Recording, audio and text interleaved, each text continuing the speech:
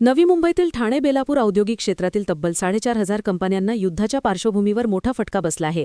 आयात निर्यात ठप्प असून कच्च्या मालाच्या वाढत्या किमतींमुळे पुढील आठवड्यात या क्षेत्रातील 50% कारखाने बंद पडण्याची भीती व्यक्त केली जात आहे.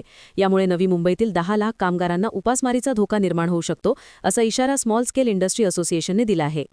औद्योगिक क्षेत्रालाच फटका बसलेला आहे. जसं मी गेल्या वेळेस सांगितलं की इराण आणि इस्रायलमध्ये किंवा दुबई बॉम्ब पडत नाही, आपल्याकडे ऑलरेडी बॉम्ब पडतोय.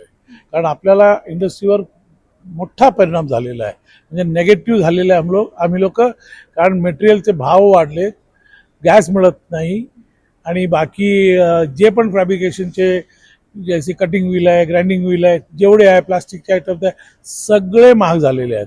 कुठलाही एक आयटम असं नाही की महाग नाही झालेलं आहे. आज तुम्ही पण घर चालवता, तुम्ही जाऊन बघा काय भाव नाही वाढले. सगळ्या वस्तूला याच्यावर परिणाम झालेला आहे आणि जे जे इम्पोर्ट आयटम्स आहेत त्याच्यावर तर जास्त परिणाम झालेला आहे. कारण शिप कमी येत आहे, कंटेनरचे भाव वाढलेले आहेत, त्यामुळे कोणच माल आता घेणार नाही आणि फार्मास्युटिकल इंडस्ट्री भरपूर सफर होणार आहे.